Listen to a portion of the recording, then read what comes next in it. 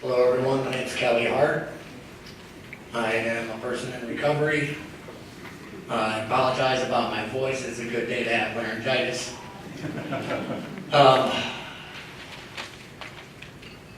Every time I come up here, I kind of feel a little nervous. I want to start this off with a serenity prayer because that's what I'm used to, but it'll be a little awkward here today.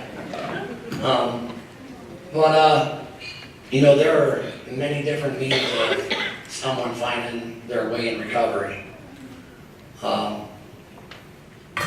First, before I get into, my process of finding recovery, it's been a hot topic on social media lately, and I just want to bring it up once again and just talk about stigma. My past is not my identity. My past is not my identity. Yesterday is not my identity. My identity is based off of God's love. What He looks me to be. That's my identity. And stigma, I would admit, kept me sick even longer than what I needed to be. Already discouraged, I would get slapped in the face and discouraged from others out there while I was down.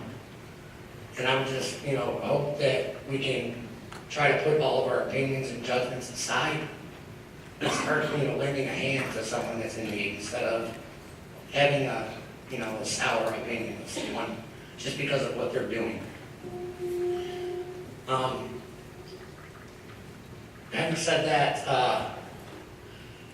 like I said, I'm a person in recovery from alcohol, cocaine, heroin, pills, you name it, anything that took me out of myself. I later found out that it really had nothing to do with the drugs and the alcohol. It was all about what was going on inside me in my head. I had to figure out how to live without drugs and alcohol. And I just didn't know how to do that. And for 25 years, I used it to function. I used it to live. I used it to have courage. I used it to talk in group settings. It started out with me as a child, just little bits of alcohol here and there. And it just quickly progressed. I loved it. I loved it all. I loved the way it made me feel. And later on, into my late 30s and 40s, I got into pills and heroin. I didn't, choose to be an addict. Unfortunately, it didn't happen. So on April 25th, I was on a suicide mission, and God intervened, and I got arrested. And from that day, it was 2015. From that day on, everything about my life changed. There was, many attempts that I tried to get into recovery. I just wasn't ready. There was failure after failure, relapse after relapse, many trips into the jail. And I don't know, there was something different about this time. And I can't really put it into perspective for you. It was just different. I was ready. I was done using long before I was done using. I was only using, for the last couple of years to not be sick, to go to work, to try and take care of my family.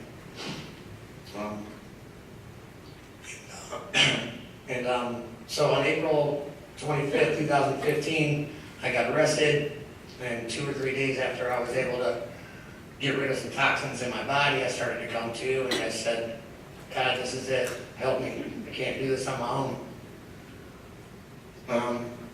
So I spent some time in there, and I'm really digging in recovery, in the jail, going to the meeting there and talking to other people that were serious about recovery. And I had to give it my full effort. This was it. This was my last crawl. I've overdosed 3 or 4 times. I had no idea when my last day was going to be if I kept on. So I got out of jail and I found some people that I had already known from being in and out of the system, and I decided to give Alcoholics Anonymous a shot. And that's what had worked for me. You know, I'm not here to represent AA. I have to absolutely respect their anonymity, so I won't talk a whole lot about it. But that's the road that I took. Prior to that, you know, there's a lot of opportunities here in Portage County, and I went through all of them. I went to Compass, I went to Town Hall 2 twice. In and out of the jail, I had no problem getting in there. I went to the root house for 90 days, and the root house is what really planted the seed for me. I learned a lot there. There were amazing teachers there. But that was the beginning of my real journey. I relapsed after the root house, and that's okay. I got back up, thankfully, and started all over.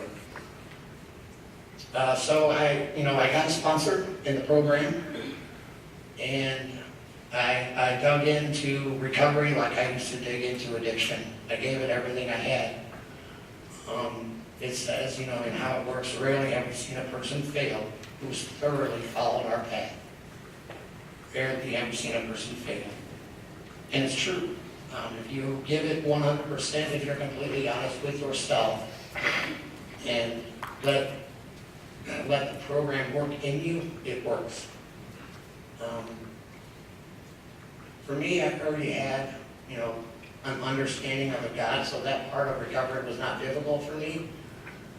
But I had to allow His presence in my life. That's where I struggled. You know, I had to learn how to do things His way, not my way. My way was definitely not working. So, having said that, you know, that's the beauty of Alcoholics Anonymous, is there's no one understanding of God. You know, everybody has their own understanding, and that's cool. I like that. For me, you know, it's Jesus. For, you know, Joe over here, it might be something else, and that's okay as long as it's working. So coming up here this coming April, I'll have 4 years in recovery.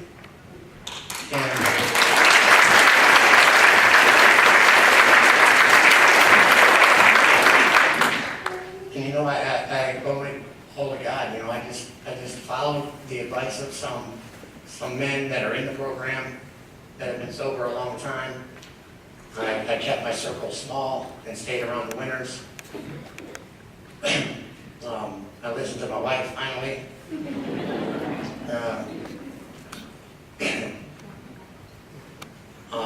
But you know, I wasn't making it as difficult as I used to. You know, it's really, really not that hard. It's not about you getting rid of the drugs and alcohol. It's about learning how to live without it. You know, that's what it's about, learning how to live without drugs and alcohol. You know, because I numbed everything for 25 years. I had no idea how to work without a chemical in me. I had no idea how to take care of myself without something in me. And I had to learn like a child. You know, you have to teach them and, you know, let them fall. And you let them get back up and start again. Same thing with recovery. I fell many times, but thankfully God let me get back up. Alcoholics Anonymous is a beautiful journey. If for anyone that is looking into it, it works. It's been around for 80 years. Obviously it works. There's thousands and thousands of people that do it as well. So what I do today to stay sober is what I did in the beginning. You know, I try to practice the program to the best of my ability as often as I can. I go to work, you know, on a daily basis to take care of my family.